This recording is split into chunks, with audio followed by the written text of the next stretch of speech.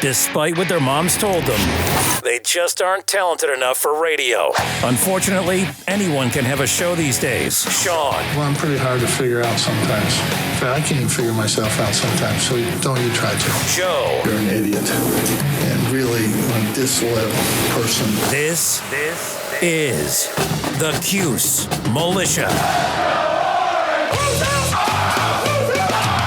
Now, those two unapologetically biased orange-blooded homers, Sean and Joe. It's the most bullshit thing I've seen in 30 years. Welcome, orange men and ladies. Happy Sunday. This is the Cuse Militia with Sean and Joe. Homeboy is on the run to grab that thing. I was. At Cuse Militia on the socials. Go there, join the militia. Live on Twitter X Spaces for the final segment of most shows. We'll see how it goes today. I'm not real sure. I'm feeling it after the 40-7 loss, slaughter yesterday, debauchery. That's why I was questioning. I didn't even know if this... Joe didn't even want to do a podcast today. He said, let's skip it. I was joking, but I was more or less talking about cracking the can. I didn't know if I wanted to do a can crack because I don't know if that game deserved it, but, you know. It's not the game that deserves it. It's the show and the listeners that deserve it. Which is why I ran to, grab a beer. Yeah. It's tough. Yeah, it was tough. Yeah, that was bad. That was bad. Yeah. I mean, I don't know. I don't know. I felt for you, man. I mean, I felt for all of Orange Nation, obviously, but, it's like you made the trip, and, then I see your picture with Cole. You had your son taking a picture with Otto, and you said it was a $560. That's the only thing worth going there for, unfortunately. Kid's been trying to get a picture with Otto for a couple years, so it's always worth it for me to go and support my team. Yeah. Especially on the road. It's always worth it. It was, when the game wasn't great, I had a snotty little shit student behind me that was purposefully trying to egg me on. And, it's just a disrespectful little punk. And so that made things a little bit more difficult for me. But at the end of the day, going there and hanging out and, just having the opportunity to be able to do it. I mean, it is what it is, a little road trip, a little day trip. And, I'm just glad that I'm able to do stuff like that physically and monetarily. And that's really all that matters. I had the family with me and my son's girlfriend. So, I mean, look, you ain't going to win them all. You just don't want to get your asses handed to you. That's the difference. Yeah, that too. So you want to have a good outing, right? Well, when we did our final score predictions in the last show, we talked about, I know that I mentioned it's a homer pick. Like, I'm going to preface this pick like it's a homer pick. I didn't feel great about it, but I thought that Syracuse had a shot, like a legit shot. Right. And, either when we got off after the show or sometime after or something, we were both just on the same page as, like, we just hope it's close. And, we couldn't even get that. So, UNC's not ranked 14th because they suck at football. I do think that our, like my buddy who was there is a UNC fan, and I concur. He says y'all's offense is making our defense look good. And when you talk about a very middle of the pack kind of defense with a high powered offense, and the defense is able to do that to us, that's kind of like the cudgel that we got beat with yesterday.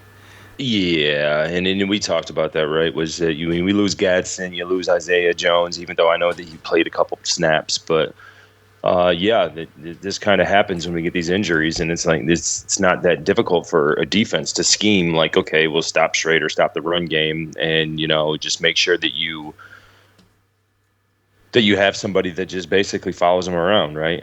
And they closed every single running lane, and they were getting pressure with four players just rushing. So very, very difficult. And our receivers didn't seem to get a lot of separation, get open. No. Garrett didn't have a lot of time. Our running game really never started. I mean, it was really just the worst that I've seen that offense all year. And, I mean, you got to give credit to the North Carolina defense a little bit because they schemed it. And, obviously coming off of a bye, they got to watch us play against Clemson and they saw what didn't work against them and how they stopped us. And, fresh off a bye week. And then, 2 days before the game, we find out that they get Tez Walker back, which I think kind of probably throw a little bit of momentum out there because, everyone now they're like, okay, we got a shot. We get another guy out there. And well, they had a shot. They had a shot before that. They did have a shot before that, but I think they didn't. That's just another shot in the arm of okay, let's go. Tez Walker's back, let's go, right? Yeah, well, maybe, right, but not a huge factor in the game, other than maybe the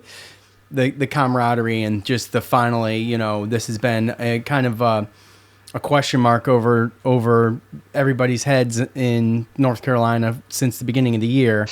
And then, he got the ovation from the fans. Obviously it was felt throughout, though, not just the building, but building up to the game. Yeah. There was T-shirts out there. I saw a whole bunch of fans that were tailgating that had the Tez Walker T-shirts and everything like that. And then again, too, you never know. I mean, obviously you get the team wants to play well, but there's always competition within a team, right? And you just went from a whole bunch of receivers that didn't think he was playing all year and thought they had their positions and roles pretty much locked up to now, okay, the best receiver's back. It's probably going to take him a week or two to get back in there, but this also was kind of a shot in the arm for those guys, right? Because now they're fighting for their roles because they know that Tez Walker's back. So a couple of those receivers that, we knew about Nate and everything like that, but Pazier, I hadn't really seen him have a big game all year, and he stepped up and had a big game. So some of those receivers just probably wanted to show out and prove that they belong because they got another receiver in that room that's going to be taking snaps and targets away from them. So, yeah, I agree. Anyways, before we say any more, there is a montage. The montage is kind of long. It's focused for about 4 minutes in one area, and I think that area, despite the fact that I believe it does not change the outcome of the game, I think needs to be talked about, and that's what we shall do. So here's what Coach had to say following the game. Absolutely. A fantastic football team. My hat tips to Mac Brown. I mean, that's a good football team. Fantastic on offense, fantastic on defense. And they're going to go a long way. They're 14th in the country. They're probably going to be in the top 10 somewhere. And we've got a heck of an opponent coming up next that's probably, a lot of people would say better. I'm not in a position to say anything about anybody's team right now. But we'll come out and we'll fight and we'll be ready. Questions? Can you just kind of walk us through that whole blocked punt into the call there and you coming out all the way pretty much to midfield to get them to then review that? Just talk us through how that went on your end and kind of just deciding to review it in the end.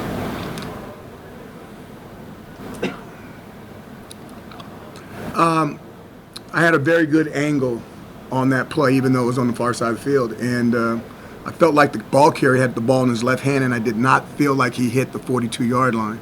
I asked them, they said, well, I said, you guys, he didn't make the 42. And they said, let's see where the mark is. And they marked it as a first down. I said, you guys, he did not make the 42. They said, Coach, we're reviewing it. They took it up and they reviewed it. And then they said, Coach, we reviewed it and he did make the 42. And I said, you guys, he did not make the 42. And they said, Coach, well, we reviewed it. And I said, well, I'm going to challenge it anyway. And they said, Coach, we've already reviewed it. And I said, I want to challenge it anyway. I want it in the record that I challenged that didn't make the 42-yard line. When I challenged it, they reviewed it for and then came back and told me, instead of saying he made the 42-yard line, their statement was, we do not have the camera angle to reverse the call on the field, which was totally different than what they told me the first time. They told me that the first time I'd have never used a timeout. They didn't have the camera angle. What they told me was he made the mark. That's what they continually told me. And I said he did not make the mark. So that was the conversation, and that's how it ended. did you have someone up in the box calling down to you too, like that they had seen it on the replay and that encouraged it, or was it all just based on what you had seen? Other people in the box were saying that, but I had a good view on it. You know, it's sometimes you do, sometimes you don't. I had a good view on it. So it really didn't matter what they said. I felt like that should be challenged. I had a good view of it. And then were you influenced into challenging it at all just based off the fact that you hadn't challenged that targeting call last week? Like, did you feel like you needed to prove any sort of point this week challenging No, I don't it? do stuff like that. It comes down to believing in what you saw. I challenged 2 plays in the Army game where both calls were challenged and we won both calls, and no one wrote about that. But I saw those calls. I had a good feel for it. Okay, I had good eyes on that, and I didn't need to listen to anyone else. So first of all, where were you standing for that play? You can go back and look at the film. I was probably right close to the line of scrimmage.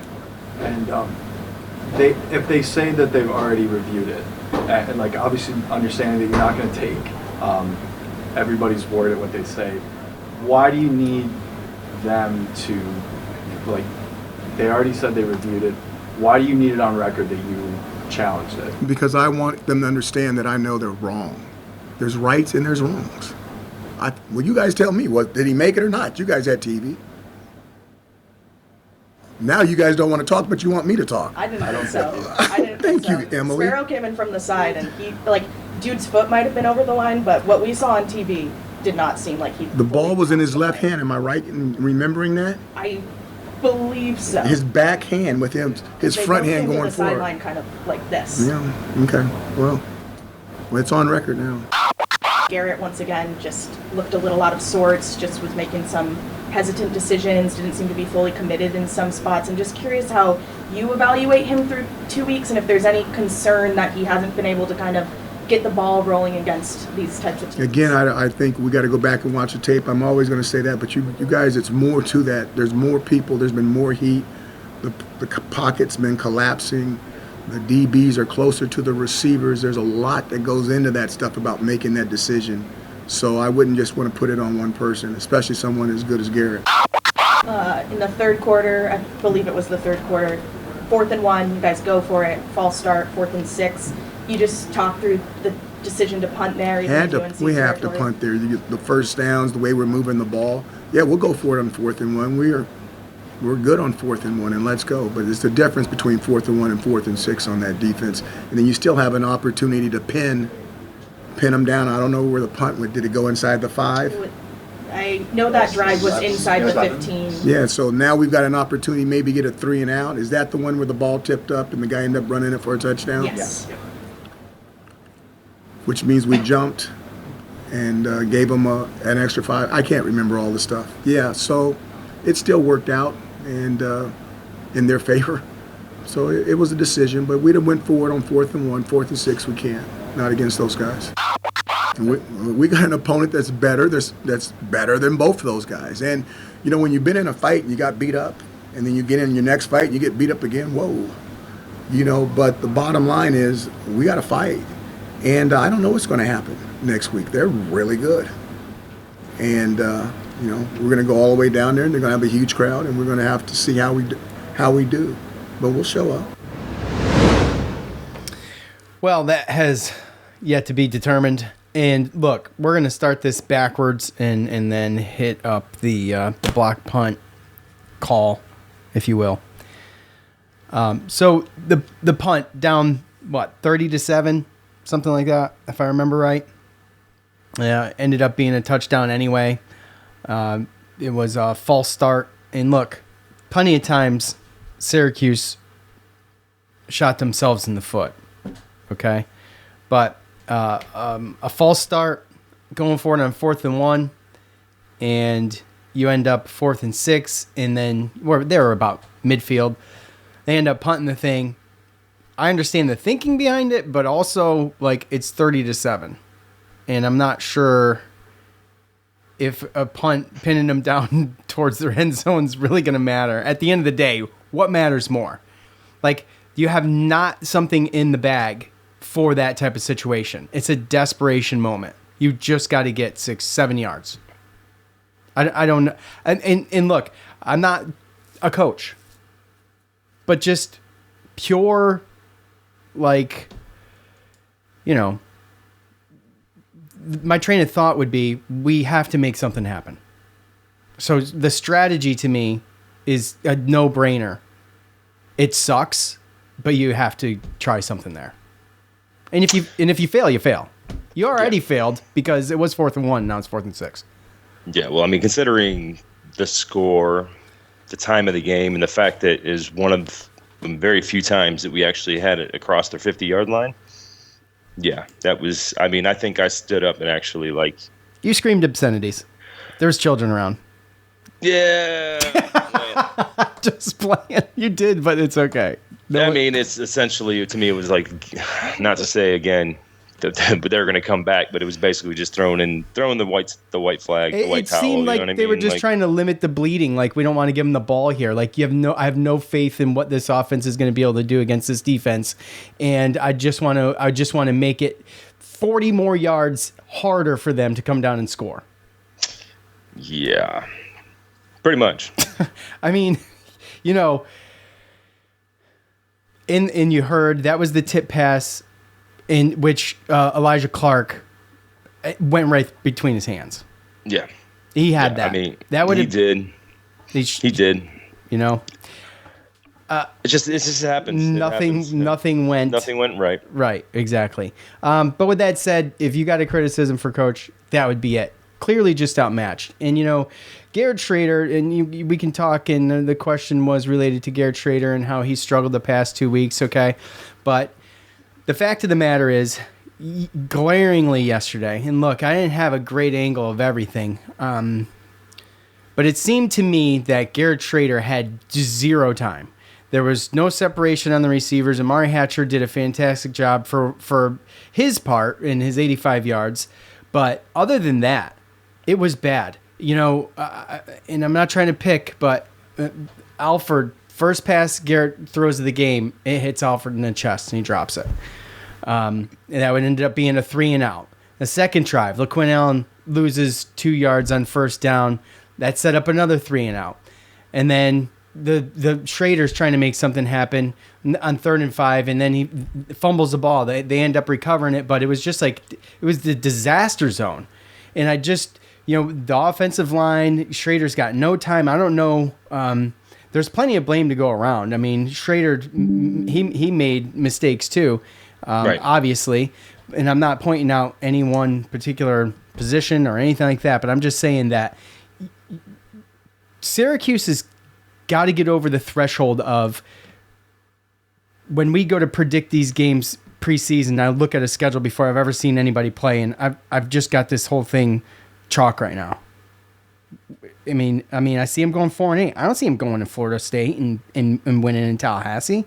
I ain't got a snowball's chance in hell of doing that right now, in my opinion. Anything can happen, but that's just how I feel. It's like, at some point, Syracuse has got to step up, and they've got to win these games that they're not supposed to win. It's just frustrating because it's like, you can't always just win the games that you probably should win and then just not show up to everything else. And it takes a team effort. The defensive line got no penetration on Drake. Drake May had all day. I mean, it was so frustrating. I could have jumped over the wall and ran on the field to sack him before anyone on our defensive line ever had a chance. I'm just saying. So, and when we did get there, he ran.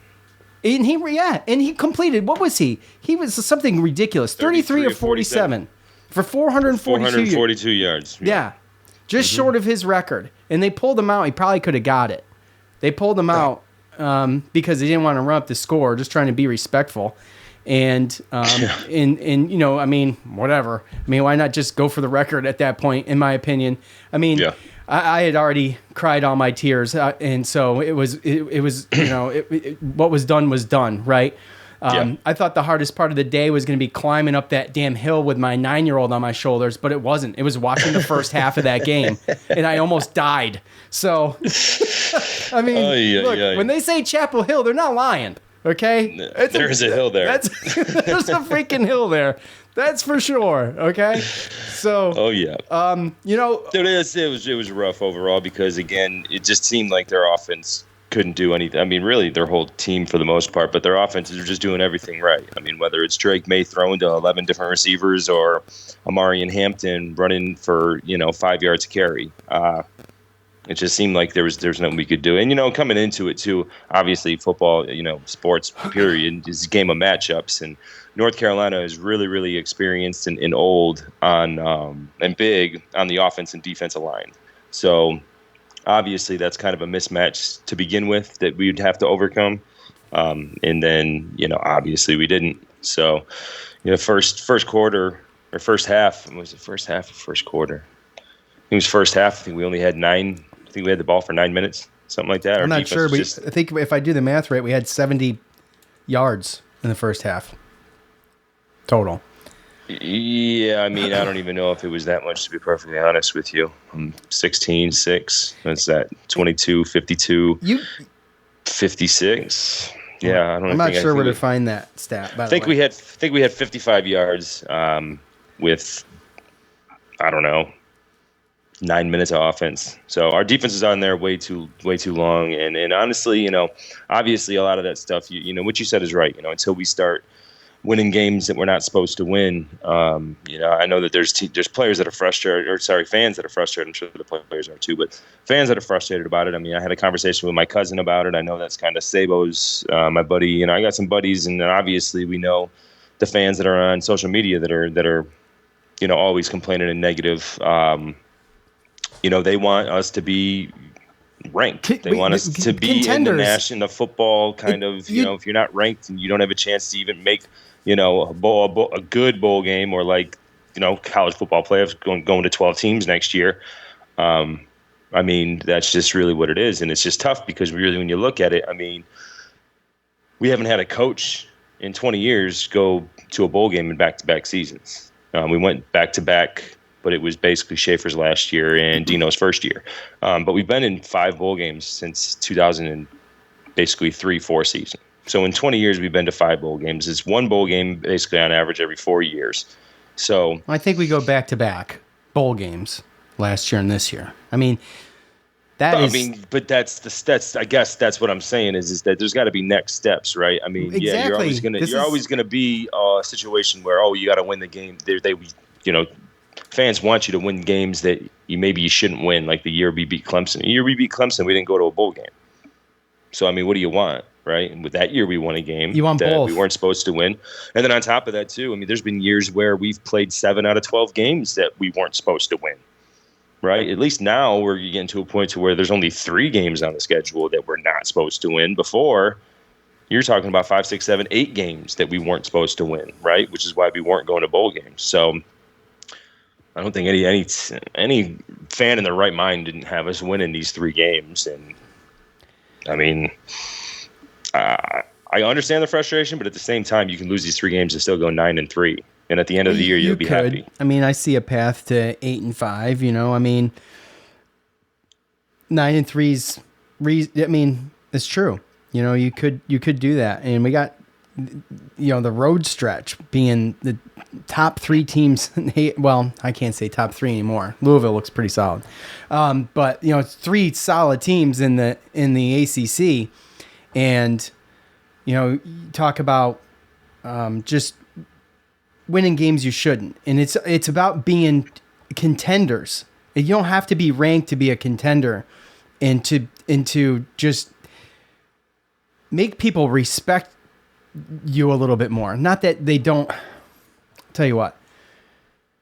Not that fans and players don't respect us, but I mean, we had a conversation talking about Mac Brown wasn't even talking about Syracuse during his press conference. Okay, so you can take that what you want from it, but let's be honest. There's probably not a UNC fan that watched that game yesterday that before kickoff thought that they might lose. Okay, I'm just saying that if you 30,000 foot view, that was a game that UNC was supposed to win and did win handily, and Syracuse made them look probably a whole lot better than they are because of the fact that we struggled on offense, mostly. I mean, kind of the defense kind of was almost what we thought, their offense was pretty much what we thought it was going to be, right? I mean, I thought we could do a little bit better, but some missed opportunities and some bad calls, or a bad call, let's just say. And I don't know, maybe there were more bad calls. That one was just so bad that it overtook everything, which brings us to the call, right? Yeah. The score's 3-0. Obviously, UNC is 14th in the country and climbing for a reason. They're an excellent team, and I'm just going to preface this with the fact that I don't think this is going to change the outcome of the game. However, when it's 3-0 and you block a punt, and you're going to get that thing at your 43, something like that, I think, right? So yeah, somewhere around there. Yeah. Yeah. No, it would have been their 41. They're 41. Yep. My bad. Okay. So I was on the wrong side of the 50. So the punt's blocked. The punter's lucky enough to grab the damn thing. He's got the ball in his left hand. He's leaning in at the end of the play before he gets hit by, who was it? Sparrow. I think Sparrow, yeah. Yeah. So he's leaning in with his right. Ball's in his left. I think the ball came out too. I can't remember exactly, but anyways, the replays didn't show it. I was trying to verify. A violent hit. It was a violent hit. He never reached the 42, which is where he had to get to. Coach is adamant. I left that. I usually take out pauses in the montage just to shrink them up, to make it boom, boom, boom, get the points out. And I usually will take a segment that's that big in a montage and shrink it up and just keep everything important in there. And I tried to do it, and I said, you know what? I'm just leaving the whole thing, because his argument is exactly what is wrong with the ACC officiating, period. I don't care. That type of, we're speeding the game up by doing the replays up here, and, they give him one reason why they mark the ball, he got the first down. Well, okay, there's got to be, you assume there's an angle of that, and that they see that he got the first down, or there's undeniable evidence, right? Well, then you go back and review it, and even the broadcasters, and I rewatched this part, even the broadcasters were like, yeah, it seems like if you need indisputable evidence, it's there. By the way, I cut that and I put it on Twitter. If you need indisputable evidence, well, there it is. They still get the freaking ball back. It's demoralizing for a team like Syracuse coming into a hostile environment and actually getting that play and stopping them short on fourth down, and it's supposed to be their ball, and they don't even get the ball because you got a bunch of people that are too stupid to realize that he didn't reach the 42. And to say that there's not an angle of that, then I guess the cameramen, what was it, on ESPN? I guess the cameramen on ESPN have, better technology than what they have up in the booth, because the camera angle that I saw was clear as day. Yeah, there was obvious. It was very obvious, right? Seeing the videos all over social media, there was obviously a video angle. Dino was adamant. He said he had the angle. The Bang Bang reviews, they seem to be screwing these up on a regular basis. The change for the reasoning and letting the call stand boggles my mind. They got the camera angle. The game was 3-0. It would have been momentum for Syracuse, and the coach is 100% right. He didn't make it. So, no. And then we lose a timeout too. The officials are wrong. And what coach says there is he wanted them to know they're wrong, and they're wrong. So what happens now?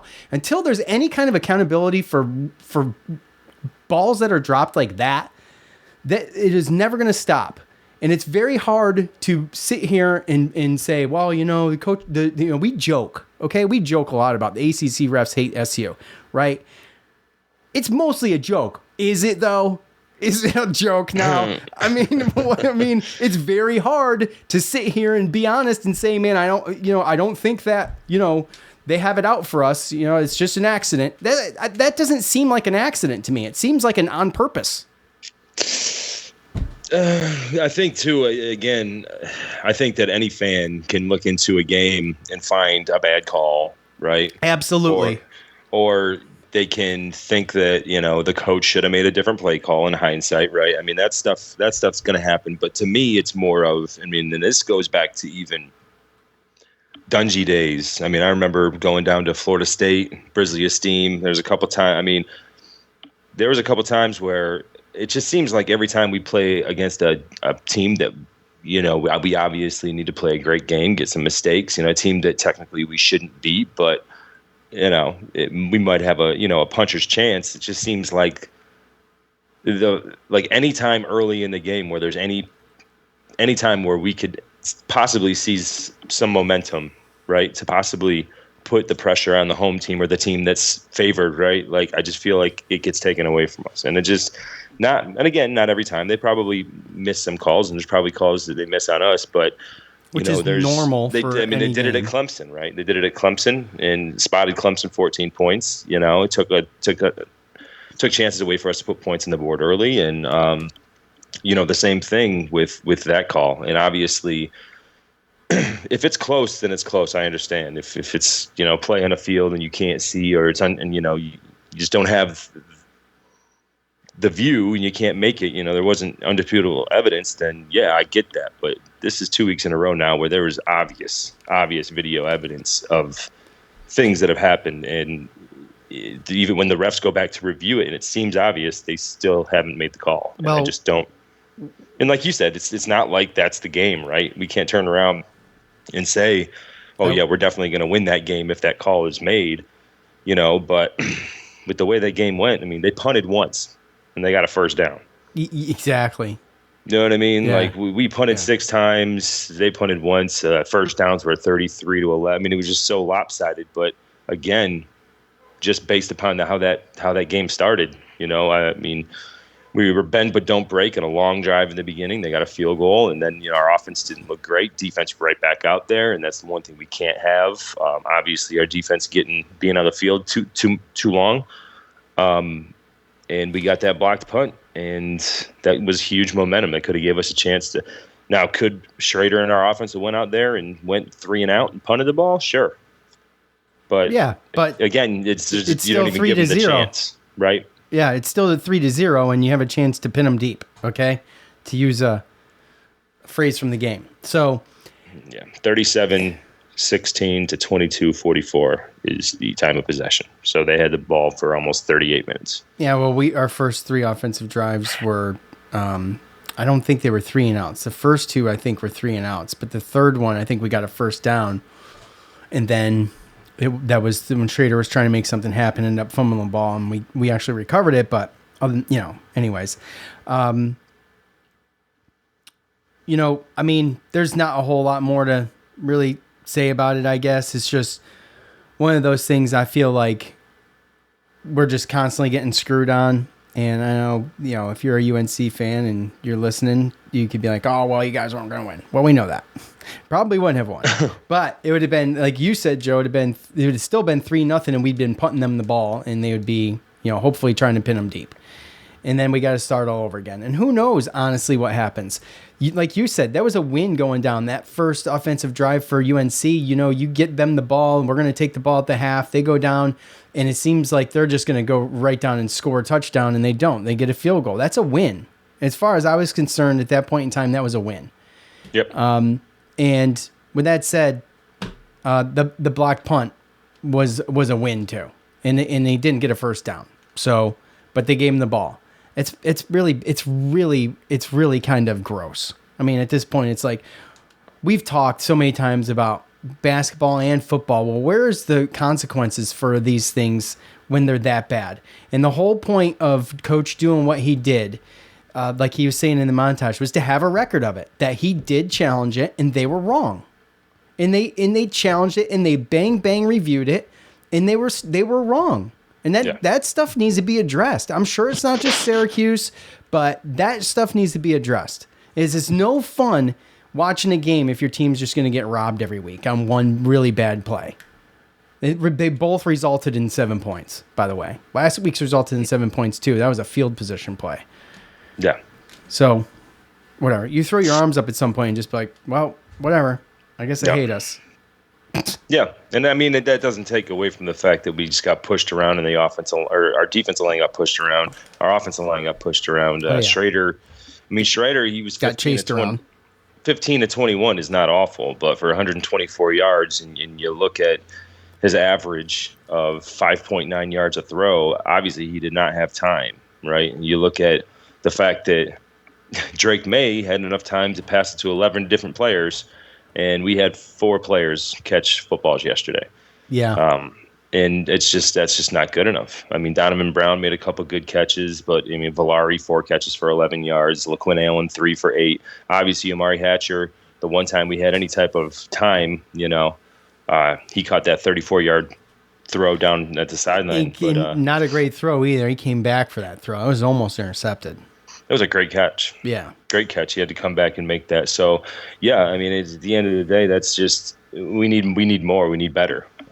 Damian Alford is captain. He's 6'5", and it seems to me like and I don't want to bang on the kid, but me either because I love him. He's like the kid's a class act. He is absolutely. But it's just mind-boggling to me the type of catches that he can make around the sideline, and some of the catches that he has made. Yeah, I know. And then like the touchdown that was right in his hands, and then yesterday, I mean, that is. Like, no one's even near you. Just catch the ball and run. Like, I don't get it. So, I mean, obviously we talked about it, and it's the players around him. I don't know if you listened to Garrett Schrader, but it seemed to me like he was. I did not. I didn't have time. Nonchalantly calling out some players on the team, not by name, obviously, but he said that there were some players that, some players showed up and wanted to play, others didn't. And talking about how you got to find the players that want to go out there and play, and talked about how Drake May has the players around him. He's got some great players around. I mean, he said stuff like that were kind of, to me, like innuendos of we need to figure something out because we just don't have the guys. Well, every week we talk about who's going to step up, and it seems to be kind of someone different every week, offensively speaking, as far as the wide receivers go. But, it's just there's no consistency to it. No. And gosh, you come into the year and you're thinking about this receiving core, and you're like, man, there's so much opportunity here. There's so much talent here. Losing Arandes sucks. It's terrible. It's going to affect us. But it's at the end of the day, I think that we're going to be able to figure it out. And here we are halfway through the year, and we ain't figured it out. You got Amari Hatcher, right? That's probably been the most consistent. But like you said, Damian Alford's our captain. He's got to do better. And there's just it's so much different being at a game and being able to watch receivers run their routes and stuff like that. You know what I mean? And the contrast between what our receivers were doing and what their receivers were doing was just, I mean, it was a stark difference. I mean, night and day. It wasn't even close.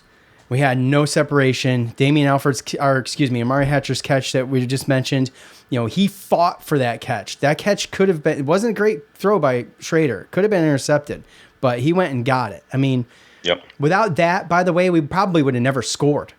That was the one scoring drive of that game. So if we don't have that was third down. We don't score in that game. We could have been shut out. Yeah. Yep. So shout out to Justin Barron, who did come to play. 14 total tackles. Dude's got his arms wrapped up. We don't know what's going on there. I'm surprised that wasn't no one asked about that, by the way, because I haven't heard any news about that. But dude's arms wrapped up. Led the team in tackles with 14. Jaden Bellamy with 12. I mean, 10 solo for him, 9 solo for Justin. And look, I mean, it wasn't for a lack of effort from a bunch of guys. And Justin Barron's been in the top 3, if not the top 2, the past 3 or 4 weeks in total tackles on defense. And, I mean, hats off to him. The dude's playing with a handicap. He can't grab anything. You know what I'm saying, Joe? Yeah. And I'm not sure, but I think 14 total tackles is the most that at least he's had for the whole year in one game. So, I don't know, man. If Justin Barron's going out there and he's tackling dudes with one good arm, then it seems to me like we should probably, look at that as the standard, Yeah. And part of being a leader, too, going back to Garrett Schrader, is, and I haven't read the book, but part of being a leader sometimes is putting that pressure on the people, and maybe not directly, but letting it be known that, hey, look, Leaders don't take credit; they take responsibility. But I need help, okay? And Garrett Schrader is that guy. So I don't know, man. Something's got to get figured out there. I don't think it gets figured out next week. And no. And we're just gonna have to take that week off and come back and go on the road again on Thursday night in Blacksburg and see if we can right the ship. And I'm not blowing out next week like it's a total waste. Like we shouldn't even play the game, but I'm just calling it the way I see it right now, and that's how I see it right now. Yeah, and there's a lot of fans that are worried about the collapse like we had last year, right? After a 5-1 start or 5-0, right? 6-0, and no, it was 5-0, right? Yeah, it was 6-0. We were 6-0, and then we lost 5 in a row. Yeah, 5 straight. Yeah, so they obviously don't want to go through that. So, and it's hard not to.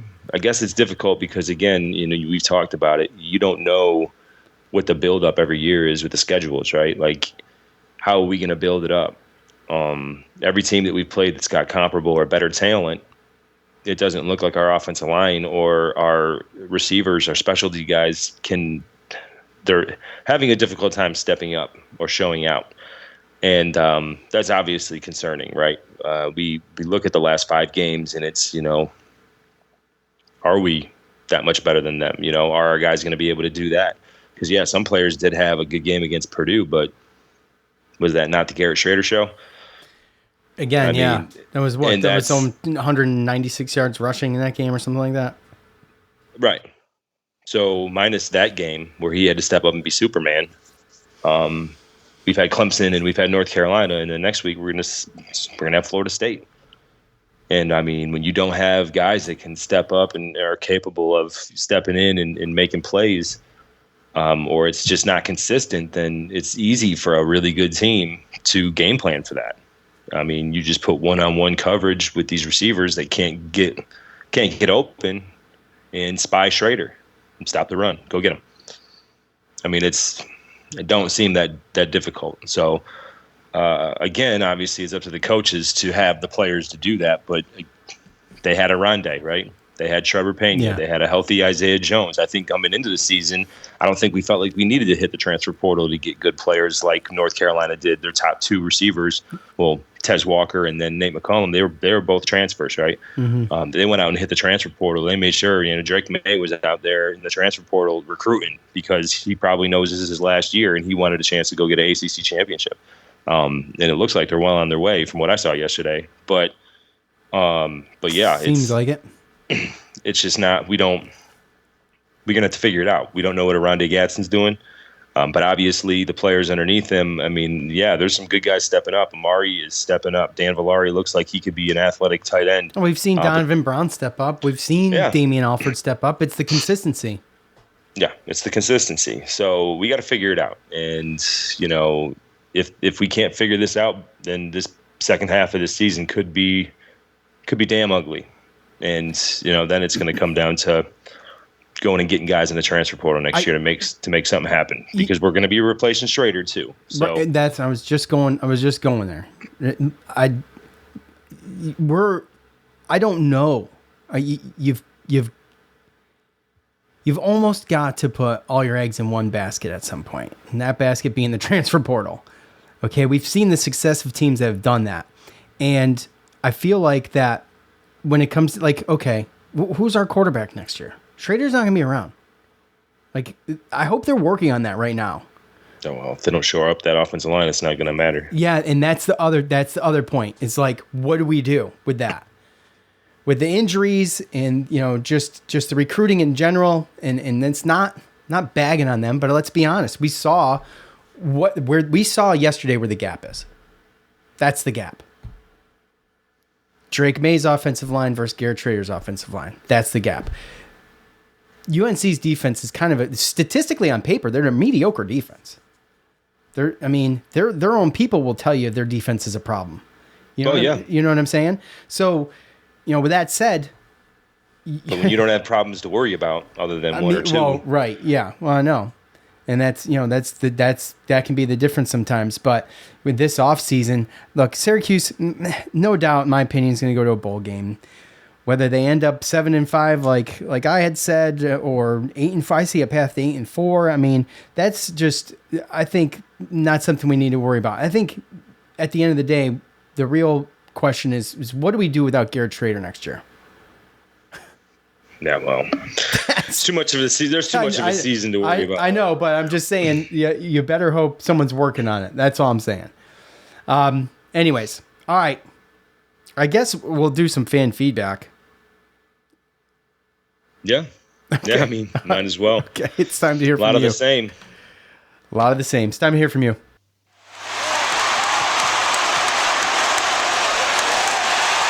It's time to hear from you, the loudmouths from the Loud House. All right, you guys know what to do at the end of every game. I ask for your thoughts on that game. And sometimes, sometimes I just think to myself,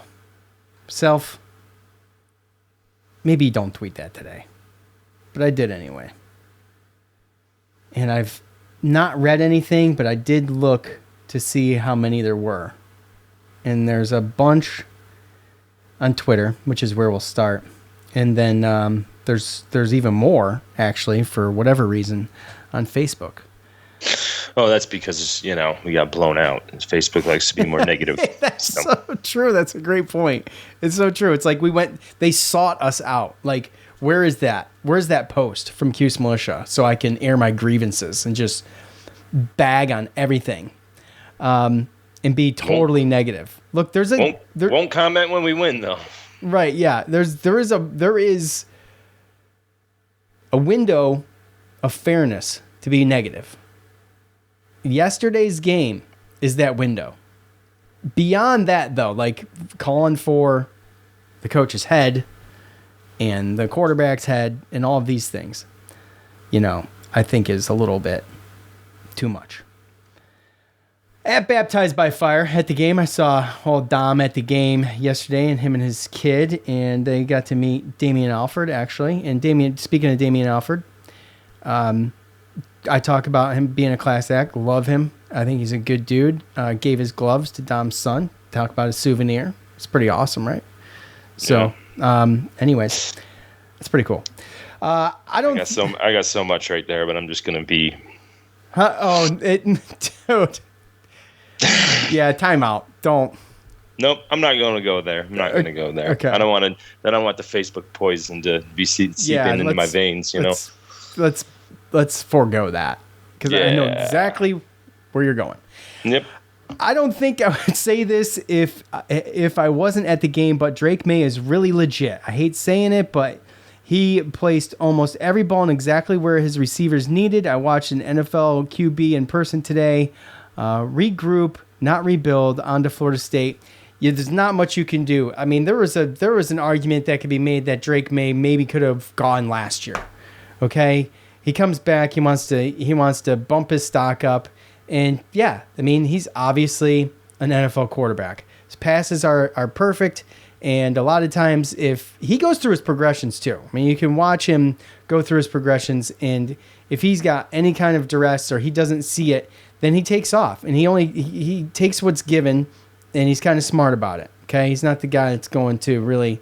I've seen him, but he's ended up borderline injured when he lowers his shoulder and things like that. But yeah, I mean, it's hard. Look, Syracuse can't beat teams with good quarterbacks. I mean, the secondary just gets burned, and I feel like they're decent, but they just get burned. They know how to.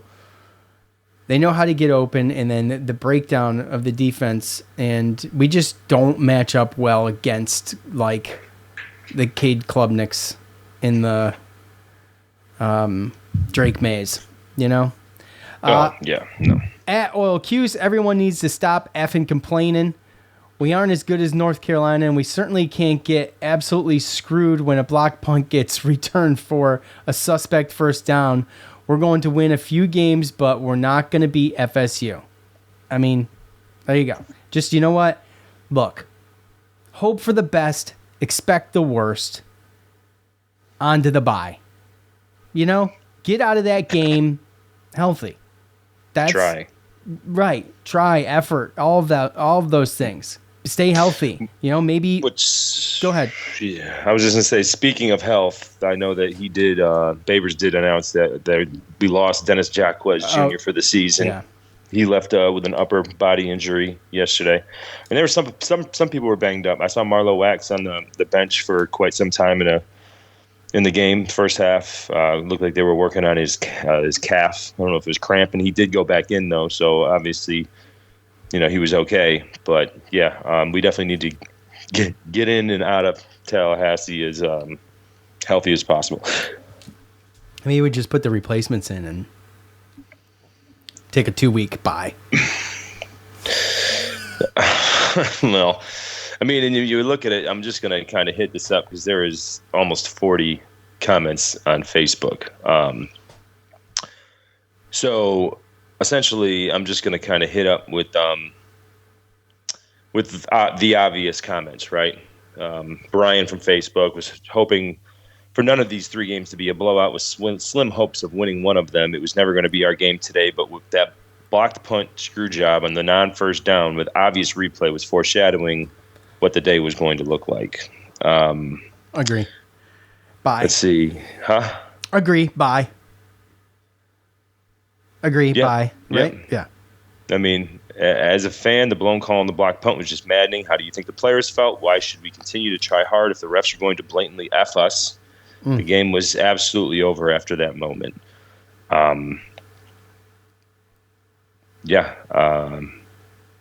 Where's the other one? I don't have a ton about that in here. Well, yeah, there's a few. I mean, my brother could have asked that around the 9-minute mark of the first quarter when the refs blatantly missed a call, and that's about the point I shut it off. Refs ruined it for me. It was egregious, dude. Because how long were we sitting in the stands going, okay, there's no one's telling us what's going on. The replays seem like it's short.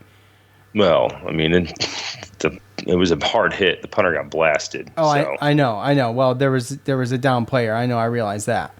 But, all the while we're, huddled over there. But all the while, there's he gets up and then they piddle around for a little bit. They went to like a 3-minute commercial break and came back. And then the challenge is called, and it's like, I barely saw the guy walk to the sidelines, and it's first down, UNC. And it's like, okay, I guess. But he's right. Alex is right. I mean, watching at home, I would have been so much more pissed off, man. I mean, I would have been absolutely livid in at home watching that game. Part of me is glad that I was not home for that. Because I just thought it was close, and if they gave it to him on replay, then I guess he got it. Right? Yeah. So pretty much. Yeah. At David7W, I feel like our team is much better than what we saw, which is why I'm beginning to think we have a coaching problem. I've been a defender of Dino up to this point, and I love the guy, but I feel like it's time for a change. I realize that could mean a step back for a bit. Look, here's the thing. I don't think it's completely fair to say that after these past 2 games. I think all of the relevant criticism of coach is I think some of it's legit. As far as a coaching change, though, I don't. Because you talk about a step back. I mean, it's just we talked about the punt on 4th and 6. Obviously, this team was not ready for UNC. That was a preparation issue. Okay. You're making some wild. I mean, it's not even. Sometimes it's just bad matchups, or something, I mean, we're talking about a situation where we could be playing the top 3 teams in the ACC back to back. And that's my point. That's why I said the past 2 teams. Because get ready for Tallahassee, guys. I'm just saying, get ready. Okay, don't hope for the best, expect the worst, and don't. Let's try not to be dramatic about it.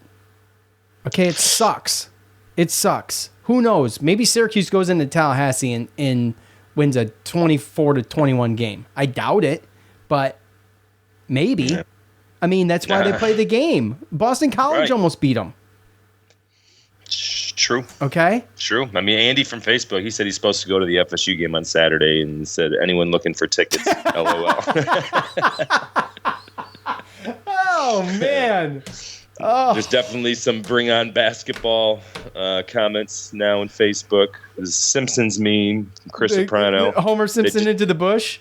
No, it's just him sitting there like Homer talking on the phone in the kitchen. It says they just plain sucked. I've seen teams suck before, but they were the suckiest bunch of sucks that ever sucked. So yeah, I mean there was just I don't know. It's tough. Look, it's tough. The dude who's that? Andy, the dude with the tickets to the Florida State game next week. Yeah, that's tough. It is. You know, that was the joke behind my picture of my son with Otto. I mean, I paid $560 to get this picture because that's. I mean, it helps that he lives. It helps that he lives in Florida too. Yeah, but, I mean, true, but. So yeah, you know that's a good one though. I like that. Yeah, top fan Tim on Facebook. Is it what is that? Wow, that's the biggest. That's the biggest applause I've heard for Syracuse anything for the past 2 days. Well, Tim takes it home. Really didn't think this is one they would win. That being said, it would be nice to see them not look like complete shit in every big game. Yeah. So and that's my point. Like and we talked about being okay. What is your gauge for a successful season for Syracuse football? And some said, well, I'll get to a bowl game. Well, I said, look, I think the bar needs to be raised. I think we need to keep raising that bar. I mean, that's what we do in real life. If you talk about your work life and you talk about what's a successful year, well, you want that year to be better than the last year. And I'm not saying it should be like that with sports all the time, but I feel like that's kind of where I just am. Okay? So when we talk about that and we talk about what happened yesterday, what I think a lot of fans are looking for, reasonable fans, because I think I'm one of them, and I think I'm pretty reasonable, is just to be competitive in these games, to come into a game like this. And, you remember when we used to play Clemson close, like after we beat them, we played them close a couple times, and we still had a shot to win. It was like, well, we didn't win, but, it was a good game. We had a shot, right? Like, that's kind of where I want to be, but I want to be like that in these games. Well, I mean, even in those situations, every game basically that was like that, we took out their starting quarterback. Well, if we don't take out their starting quarterbacks, then is it even a close game anyway? I don't know. Trevor Lawrence gets hurt, and Chase Bryce, who's played for 3 teams, comes in and beats us, right? So that's true. That's true, but I'm just saying, you understand my overall point, though, is just to be able to be competitive in these games, and I think that you would see some of the morale in the fan base turn a little bit. If you're losing games by, like, the skin of your teeth, and you're really putting up a fight, and everybody's trying their hardest, and, there's receivers that are doing their best out there, and the offensive line is giving your quarterback time on almost, I don't want to say every play because it's probably impossible, but they're doing everybody's doing what they need to do, and the damn game's closer than it should be based on, the spread or where they feel we are and the other team is. I'm just saying, to be competitive, that's what I want. I don't want to keep getting blown out in games. Like, how demoralizing is it to the guy at the helm? I'm talking about Garrett Schrader. Okay, I mean, it sucks. I totally feel his play pain. That type of game exactly in front of fans, friends, and family in his home state. Yeah, I mean, I can feel the dude's pain. It sucks. I mean, newsflash, I love Garrett Schrader. Okay, he's probably one of my favorites, and I don't know why. I just think he's a man's man. Seems like he's a guy you could stool up with at a bar. He's humble. Yeah. He's a God. Yeah, I mean, he just seems like a kind of guy that I could get along with, I could hang out with, and he's a freaking animal. Okay, so I'm a little bit biased, and I don't like the negativity towards him. But with that said, I mean, he doesn't want to go out there and lay an egg like this. Like, freaking, at some point, the frustration for the fans and the negativity, man, that stuff sets in. It's tough. You had the guys on the Mob podcast talking about keep the faith and talking about, dude, They took a swipe at fans filling the dome. The Marlo Wax and Caleb Okachuku did. And you could see when the subject was brought up, and they wanted to bring it up, but they didn't want to be negative. They didn't want to ruffle feathers. They didn't, but the point was made. Yeah. Right? Oh, yeah.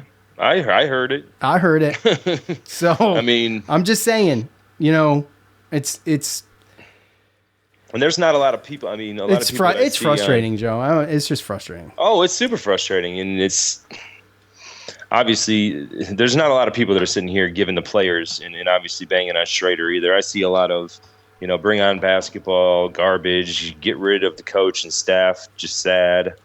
Clean house, Dino era over. Top fan Steve, another 100-yard. Should I have not done that? No, we got to give him his props. Yeah, exactly. Another 100-yard penalty day, which I don't know if that's necessarily true. 4 incompetent coaching decisions by Babers, 3 turnovers, 2 poor punts, what were the partridge in a pear tree. No, and a 40-point loss. Too many injuries, and May passed for 400 yards. Take Babers to the train station.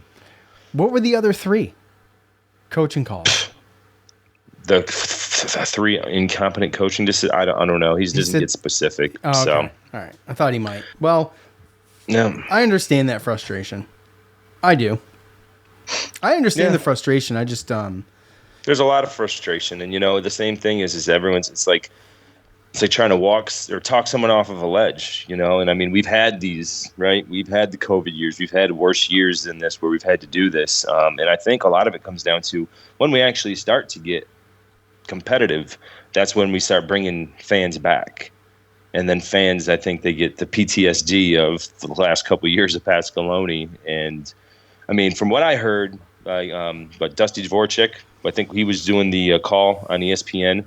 They said in the second half he was talking a lot about the team and how they're going through a tough stretch, and he said that I guess he said something about how this team's most likely going to go down and lose to Florida State next week, and then they have a bye week, and it's time it's time to hit the reset button. And that's when we're going to know, when we go to Virginia Tech and we get off that bye week. There's got to be a change. There's got to be people stepping up. There's got to be something different.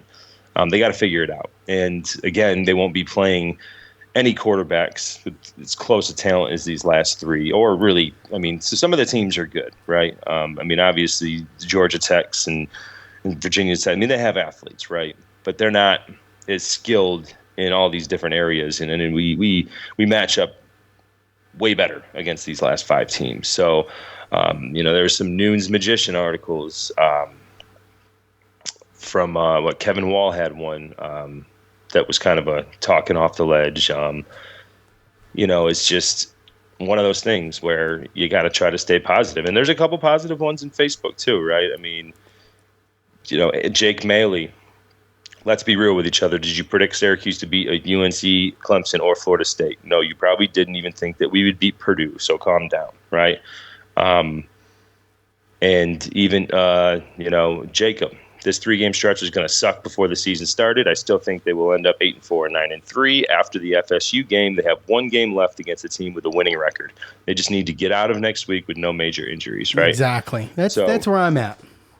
Who's that, Jacob? That's kind of where I'm at. Get out of next week without any injuries. Do the best you can and learn from this week and last week and go in there and ball out. Try your hardest. At Keller 0103, our buddy Zach. Our secondary got absolutely torched. Their wideouts were different Zach. This is our buddy Zach. The other one's our boy Zach. Our secondary got absolutely torched. Their wideouts were always wide open and multiple strides ahead. Good top 25 warm-up for upset city next weekend, baby. Well, that's the attitude I like. Okay? Yeah. I mean, look, I don't think if you look at this schedule before the ball is kicked off or a coin is tossed, there's not many of us picking them to win these 3 games, to Jake's point. And it's just the reality of it. The problem is having to live through it. It's an insufferable 3 weeks. And right. So it's like, it's a tough 3 weeks, and you know what? We're just going to have to endure it. And we don't need to call. Yeah, exactly. We do this together, guys. Yeah, it's been worse, guys. Like just a couple years ago. All right, it's been worse. So, but my thing is I just want to get to the point where we're not talking about, looking at the schedule and being like, well, oh yeah, this stretch here. No, they're not going to win a single game there. I want to. I want to be like. I want to look at it and I want to be like, man, I don't know. This is a tough one. This is tough.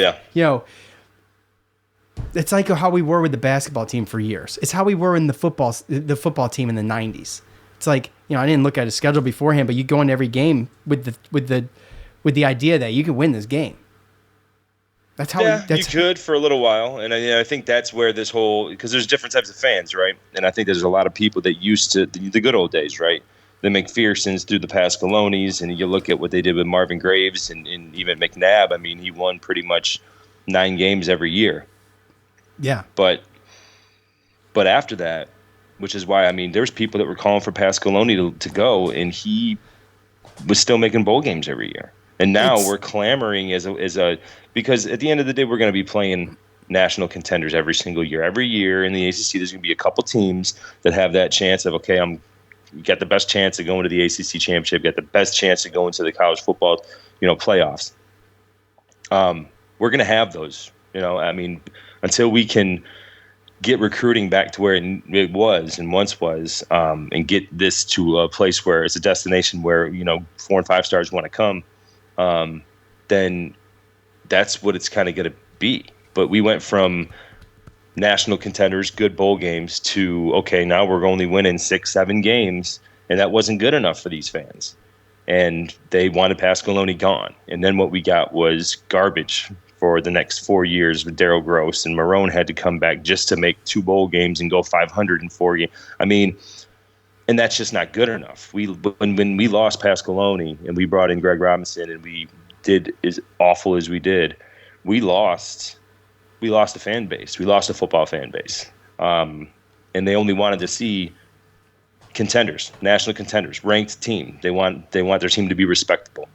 And it went from respectable and going to Gator Bowls and, great bowl games to now we're going to these 6 and 6, 7, and that wasn't enough. And they ran Pascaloni off. And then we got what we got. And now guess what? We're trying to claw our way out back to just getting to a point where we can go 6 and 6, 7 and 5, win 6, 7, 8 games a year to just get into bowls every year.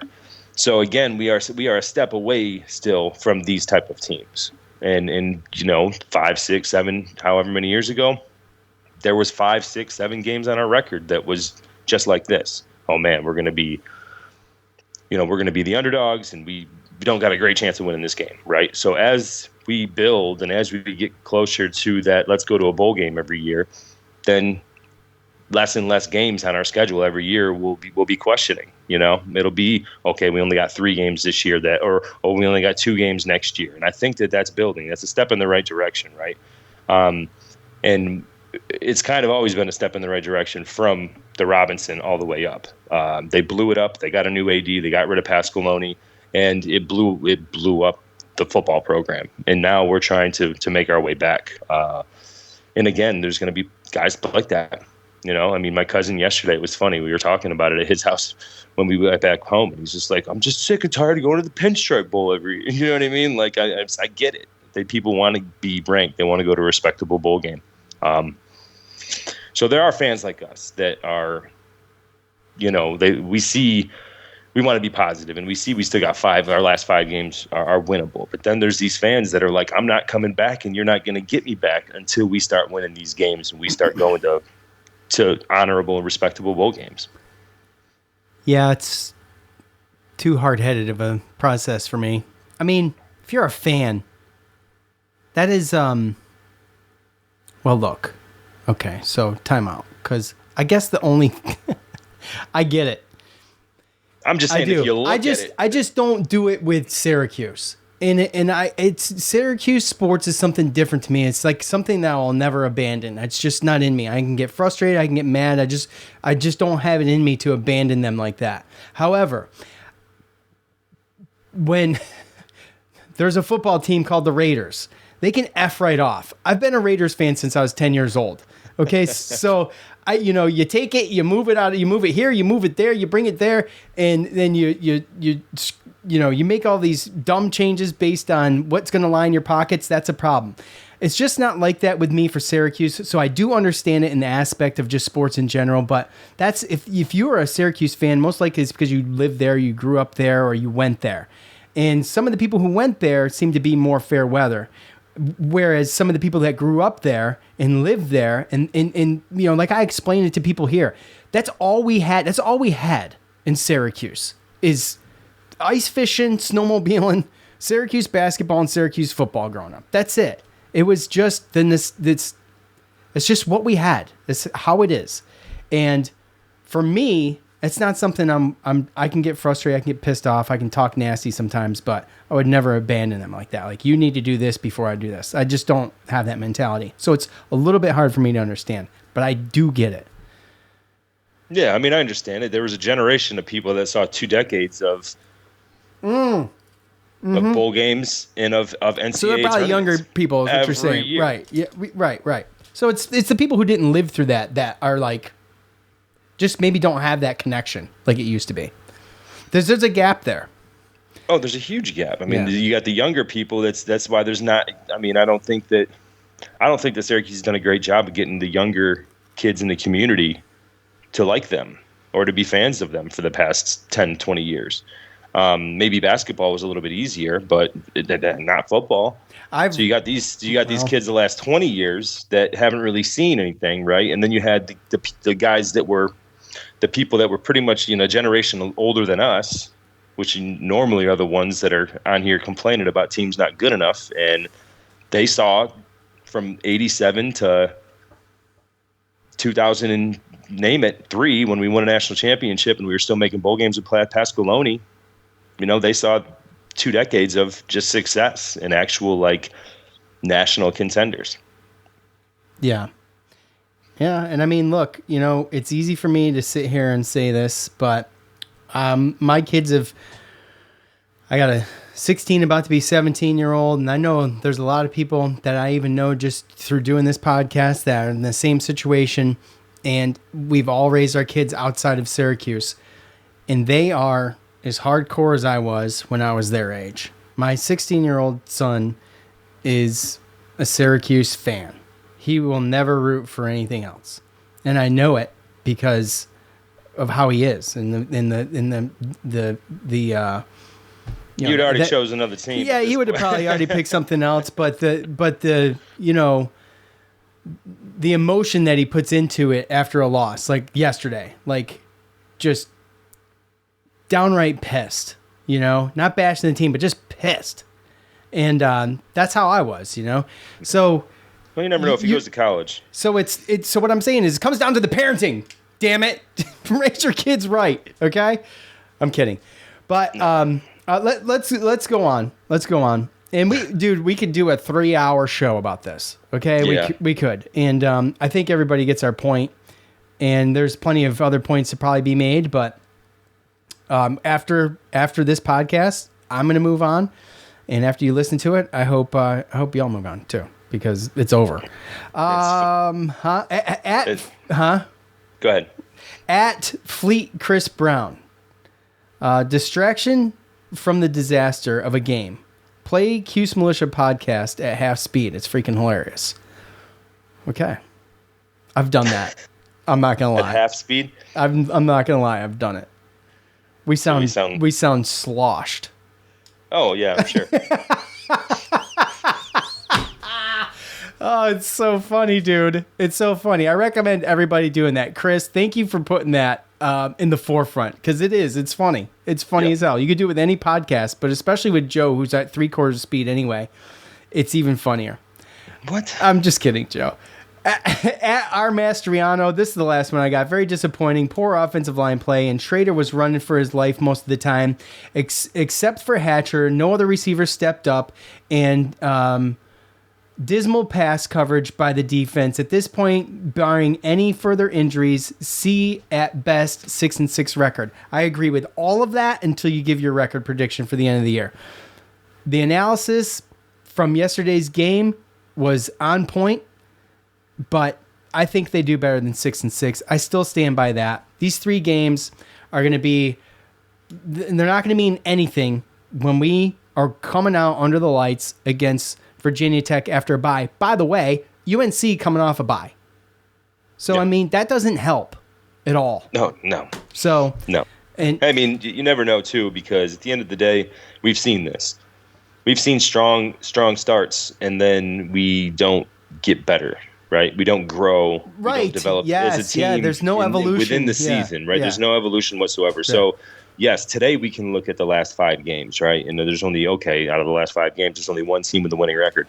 Today we can say that. But these teams also, we don't know what they're going to look like in 2, 3, 4, 5 weeks when we play them. If they evolve, then they can evolve to get better than us, and we could, go backwards because, again, we're not doing anything different, and teams know how to stop us. If you don't think that North Carolina didn't take nothing from Clemson as far as defensively and how they played us, and that they didn't put it into their game plan, then you're crazy. And if you don't think that Florida State's not going to look at North Carolina and do the same thing, then you're crazy. And then if you don't think on Virginia Tech's going to do it, then everything, right? So that's why that bye week's going to be very, very important. It's going to have a lot to the evolution of this team, and whether it's going to be, a digression, or a regression or not. I don't know what that looks like, which is why that Virginia Tech game is so important. And then obviously next week, just staying healthy. So, but I did want to give you this last one on Facebook that I'm going to get to. It's pretty funny, I think. It's kind of right down the line of probably how we should all deal with this. And I don't know if everyone thinks like this, but John Foley, very sad today. Less sad tomorrow. By Tuesday, my hope building that the program will rebuild itself for the next game to win. By halftime of next game, those hopes will be dashed until the following Tuesday. So, I mean, that's kind of just the evolution of day to day. Like we said, we're going to go day by day. Yesterday we were upset. Yes, today we're a little bit less upset. Tuesday, Wednesday, we're going to be doing the preview of Florida State, and just hopes that the same thing doesn't happen next Saturday. I mean, look, we could have a small issue. So, next Saturday, like I said, let's get out there.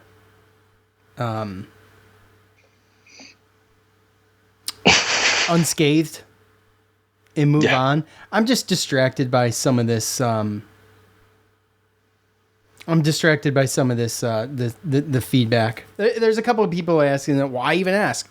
Because that's what we do at the end of every game. We ask for your thoughts on the game. Why ask? Why don't you just... Why are you asking? Well, yeah, why are you asking why I ask? Obviously, you don't pay attention. So either fly a kite with a hole in it or participate. One or the other. Okay. That's all I got, Joe. All right. Look. Yeah. It was worth going there. We had some good laughs after, making fun of what a waste of money it was. But at the end of the day, still had fun. Of course you want to win. It would have made it all that much better. But look, I love my Syracuse orange. I know you do. So stick with them. For Joe, I'm Sean. We're out. Peace.